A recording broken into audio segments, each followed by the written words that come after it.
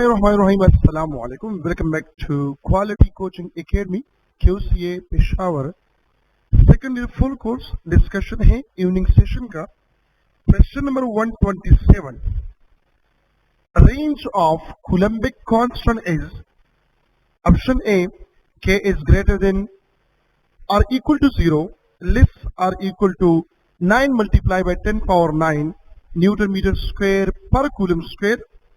B is equal to 9 multiplied by 10 power 9 Newton meter square coulomb power minus 2 and K is equal to 0 या none of above. Range of coulombic constant. तो range क्या होगा?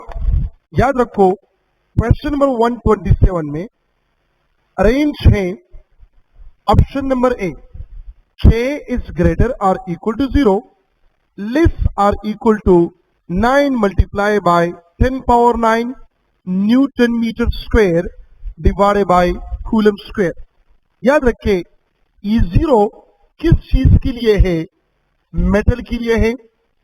ये किस चीज के लिए है? वैक्यूम के केस में होगा. और K is greater than 0, less than 9 multiplied by 10 power 9 ये फॉर नॉन मेटल्स के लिए है. नॉन मेटल्स के लिए, ये नॉन मेटल्स के लिए, ये मेटल के लिए, ये वैक्यूम के लिए. तो रेंज क्या होगा? K is greater than 0 and less than या equal to 9 multiply by 10 power 9. ठीक है, अगर वैक्यूम आ जाए तो फिर ये वाला इक्वेशन करेक्ट होगा, मतलब 9 मल्टीप्लाई बाय 10 पावर 9. अगर मेटल आ जाए तो 0 होगा. अगर नॉन मेटल जिस तरह ट्रांसफार्मर आयल हम ले ले, मेका शीट ले ले, जर्मेनियम ले ले, सिलिकॉन ले ले, ठीक है, या वाटर ले ले, तो वो आता है किस चीज में? इसके रेंज में आता है. ठीक है. नाउ क्वेश्चन नंबर 2 मतलब 128. A positive discharge is moved from point A to point B against the electric field of a source charge. The electric potential energy of the test charge will be increases, decreases, remain constant या becomes zero. क्या मतलब है question का?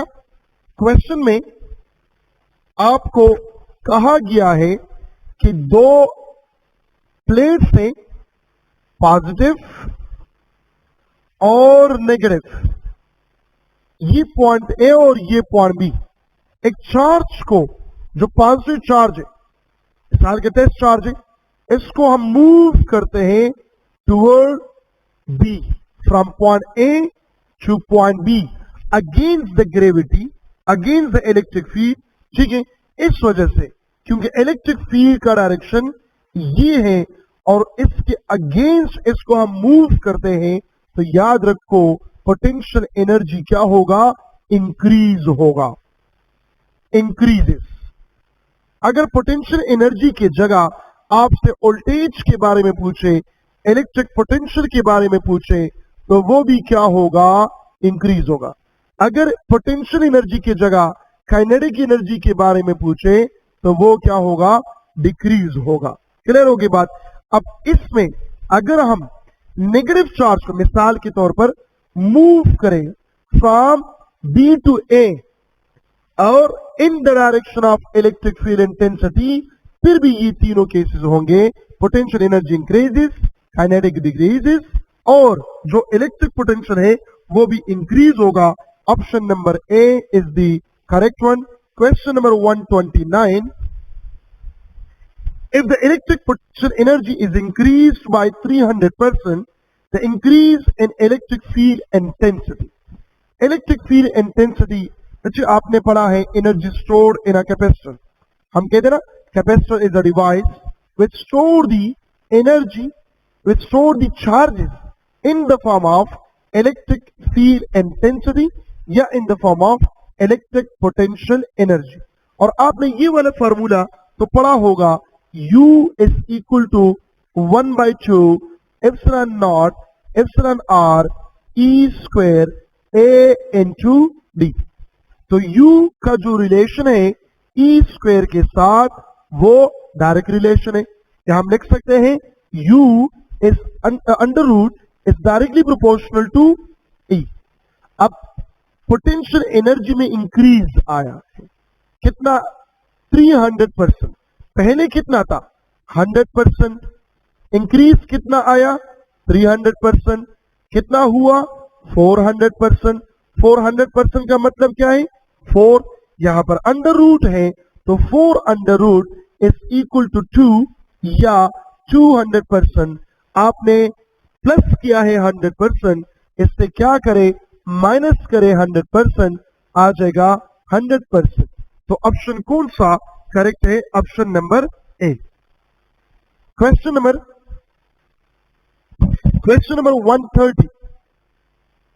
130 में examiner क्या कह रहे हैं और आप लोग से क्या पूछ रहा है।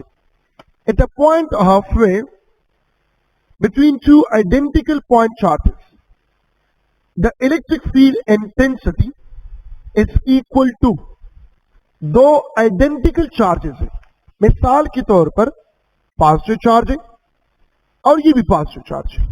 आपसे पूछ रहा है यहां पर इलेक्ट्रिक फील्ड क्या होगा। तो इलेक्ट्रिक फील्ड हम इलेक्ट्रिक फील्ड इंटेंसिटी से पता लगाते हैं। इलेक्ट्रिक फील्ड इंटेंसिटी हाफ में मिड पॉइंट पे क्या होगा।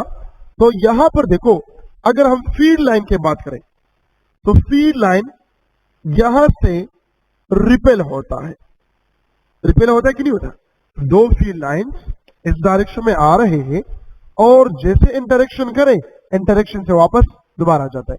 क्यों, क्योंकि सिमिलर इंटरेक्शन है, सिमिलर चार्जेस है, इस वजह से जो कोलिजन अकर हुआ, ठीक है, यहां पर फील्ड टू फील्ड कोलिजन, इसके बाद ये क्या हो जाएगा रिपेल हो जाएगा।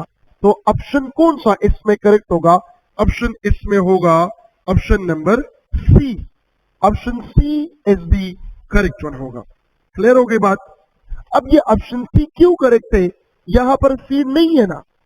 इस पॉइंट को हम कौन सा पॉइंट कहते हैं, नल पॉइंट कहते हैं। A point where electric field is equal to 0 is known as null point. ठीक है, next one 131। A capacitor is disconnected from a battery and plate spacing is increased. What remains constant? Capacitor है, इससे हम battery को disconnect करते हैं तो फिर क्या हो जाएगा, न चार्जेस एंटर हो रहे हैं न चार्जेस ये आउट जा रहे हैं। तो चार्जेस हमारे पास क्या होंगे, ये कांस्टेंट होंगे। कौन सा ऑप्शन करेक्ट होगा, option number C. Question number 131 option C. Question 132 ml cube p power minus 3 a power minus 2 is a dimensional formula of। अब ये हम फाइंड आउट करेंगे कैसे, फॉर्मूला आप लोगों को पता है तो हम शुरुआत करेंगे रेजिस्टेंस से कि V is equal to I R is equal to V divided by I. V का फार्मूला क्या है, V का यूनिट क्या है, ओल्ट है, और ओल्ट बराबर है किस चीज के, जॉल पर कूलम के। तो जॉल पर कूलम पर एम्पेयर। अब जॉल किस चीज के बराबर है, न्यूटन मीटर के बराबर है, divided by ampere into second, तो ampere square into second.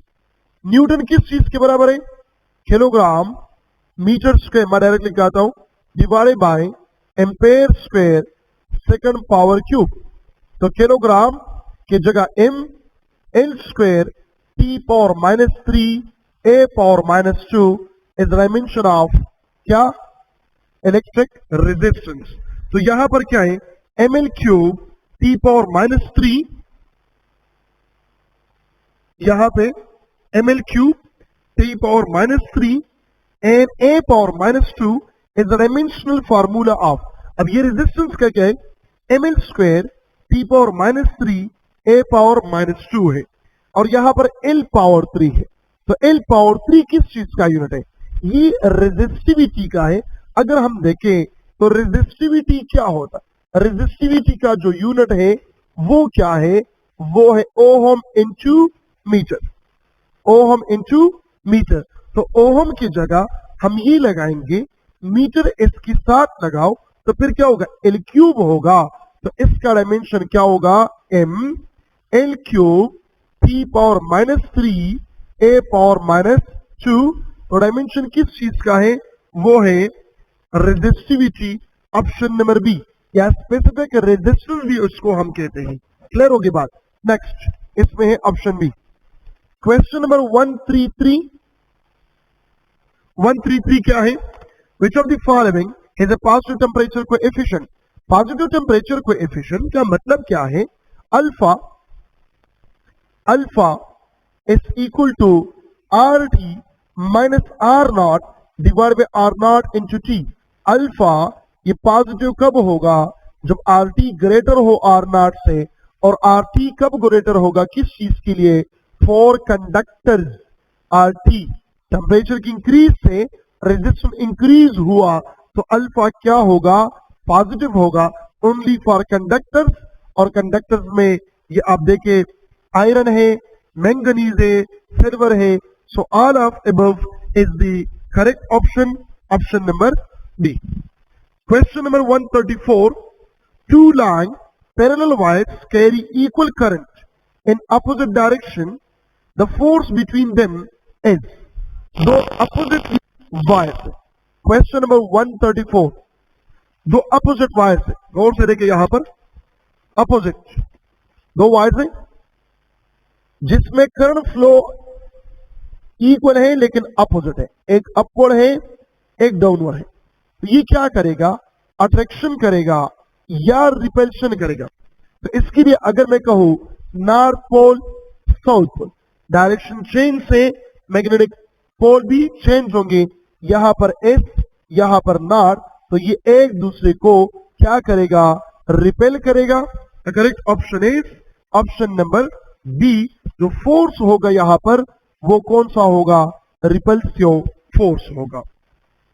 Question number 135, a wire 4 meter long carrying current to 5 ampere placed at right angle of B of 6 Weber per meter square. The force experienced by the wire in SI unit is, SI unit में तो force का value है वो क्या होगा, क्या क्या given है, लेंथ गिवन है, करंट गिवन है और मैग्नेटिक इंडक्शन गिवन है, और आपसे मांग रहा है, पूछ रहा है फोर्स के बारे में। तो question number 135, F is equal to I L B. I कितना है, आई है 5, एल कितना है 4, बी कितना है 6, तो ये कितना हो जाएगा 5 4s are 20 multiply by 6 120 newton. तो ऑप्शन इसमें होगा option number D as the correct one. Next 136, a negatively charged particle is projected perpendicular to a uniform magnetic field. The resulting path of the charged particle is straight line, circular, helix या parabola. जब भी हम charge particle को project करते हैं uniform magnetic field में at right angle, it will follow a circular path. ठीक है, तो ऑप्शन कौन सा होगा, option number B. Question number 136, option B. Question number 137,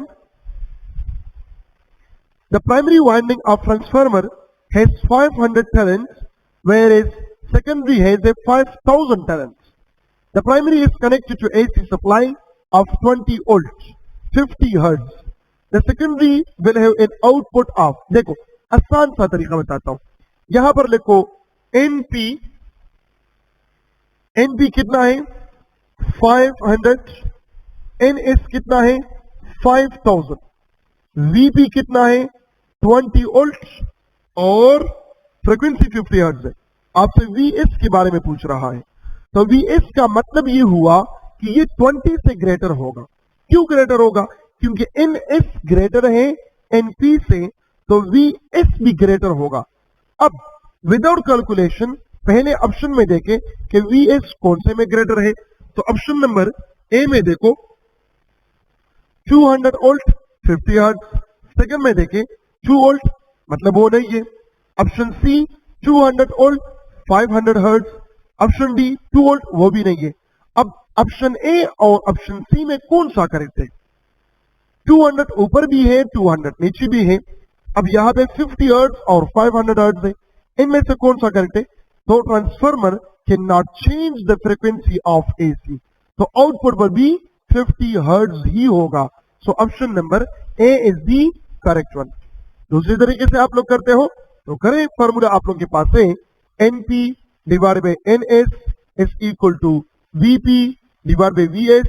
VS मालूम करना है, so VP multiply by NS divide by NP, इससे आ जाएगा 200 वोल्ट और फ्रीक्वेंसी कितना है, वही 50 वोल्ट है। तो option number A is the correct one. Question number 138।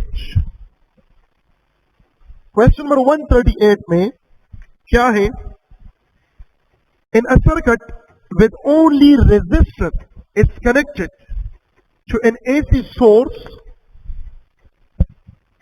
what does the resistor do the current waveform? Current waveform के साथ क्या करेगा? Option number A, delay the current by 90 degree. Option number B, reverse the direction of current. Option number C, allow current to be in phase with voltage, या block DEC current.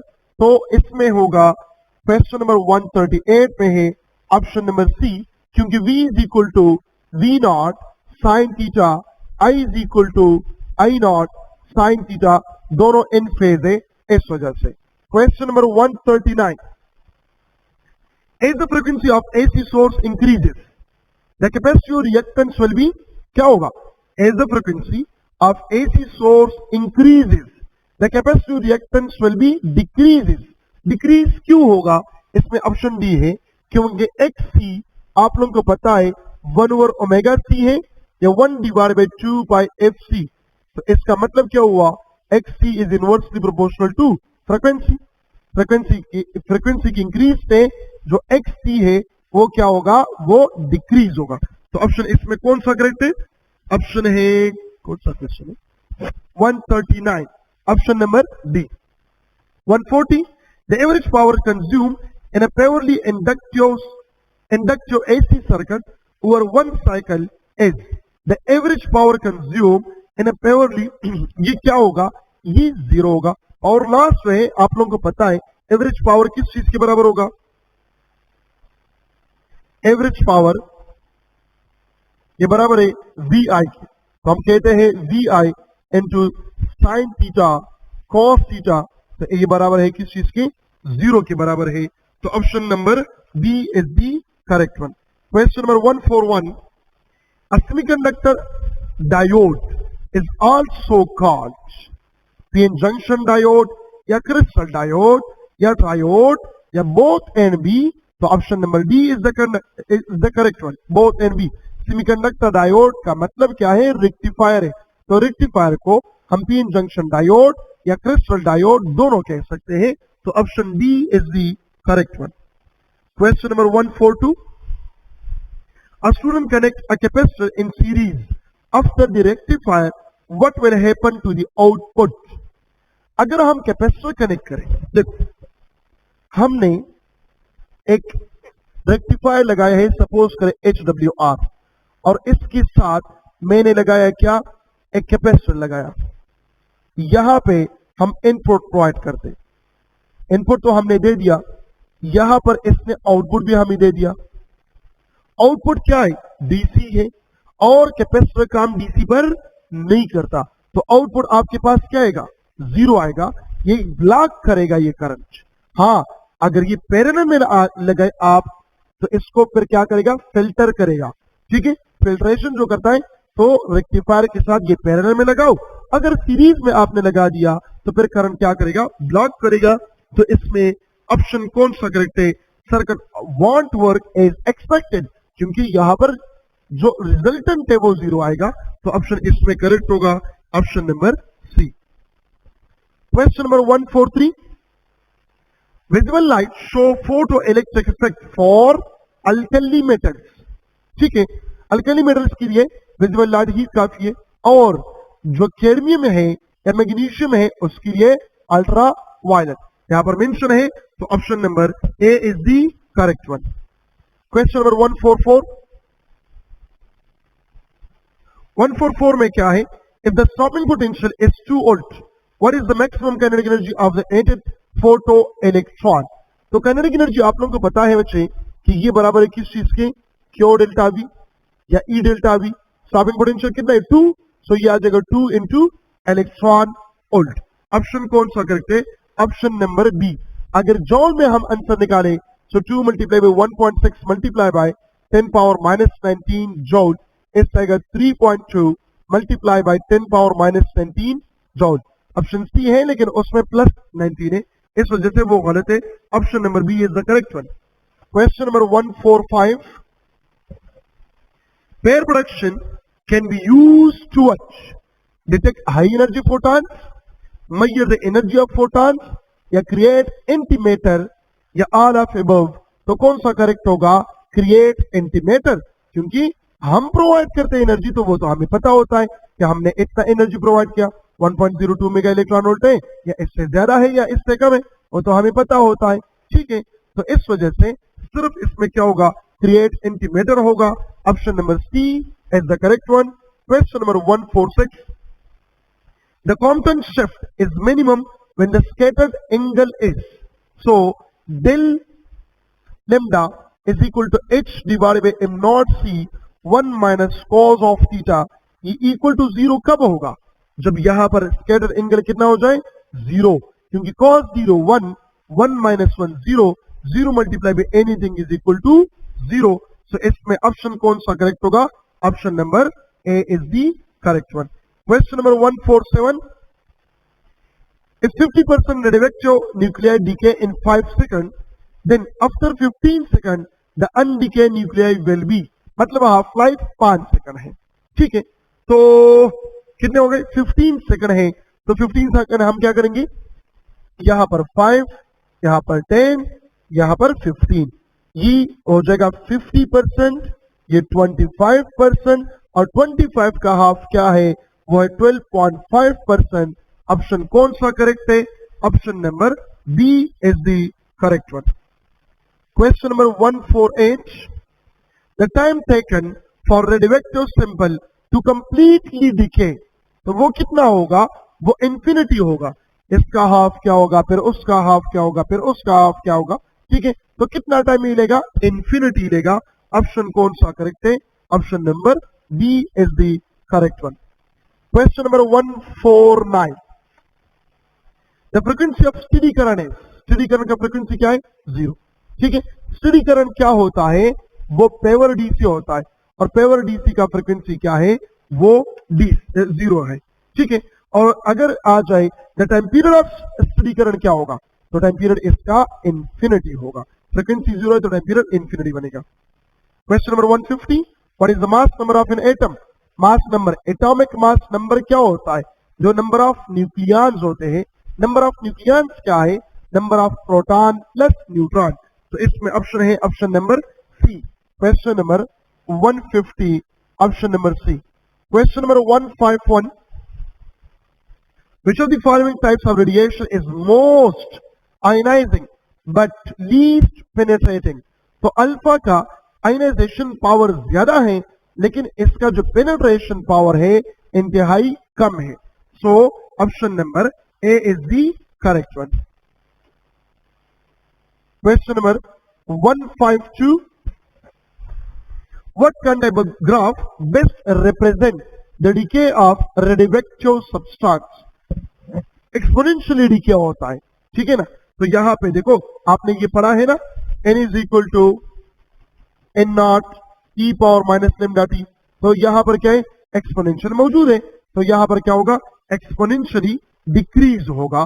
तो option number B is the correct one. Question number 153, production of induced electromotive force मतलब EMF in loop depends on change in magnetic electric flux, change in magnetic flux, rate change of electric flux, या none of above। None of above is the correct one। EMF induce होगा जब rate change of magnetic flux हो, सिर्फ change in magnetic flux ना हो। Question number 154, a step down transformer is one which decrease the power। No, power तो constant होता है ideal transformer में। Decrease the frequency, no, frequency भी constant होता है. Decrease the current, no. Increase the current, option number D is the correct one. क्यों? Step down transformer वो होता है जो हमारा सेकेंडरी कॉइल में पोटेंशियल को डिक्रीज करता है. तो जब पोटेंशियल डिक्रीज हुआ, करंट इंक्रीज हो जाएगा. Option number D is the correct one. हाँ, अगर इस तरह हो, इंक्रीज इन करंट और दूसरा ऑप्शन हो डिक्रीज इन पोटेंशियल, तो फिर इन दोनों में बेस्ट ऑप्शन कौन सा है? Decrease in potential. क्योंकि ट्रांसफार्मर वो डिवाइस है जो स्टेप अप और step down the electric potential के लिए हम इस्तेमाल करते हैं. लेकिन अगर पोटेंशियल नहीं है तो फिर हम करंट को टेक करेंगे. Question number 155. After pair production, what happens to any excess energy from the photon stored in the nucleus? Release as gamma radiation, transfer as the kinetic energy to the electron positron pair. तो इसमें correct option या lost in energy, तो क्या होगा? Transfer होगा electron positron pair में अगर energy greater हुआ 1.02 मेगा इलेक्ट्रॉन वोल्ट से. तो ऑप्शन इसमें कौन सा करेक्ट है? Option number C is the correct one. 156. In the photoelectric effect, what happens when photon energy is less than the work function of the metal? Work function क्या होता है?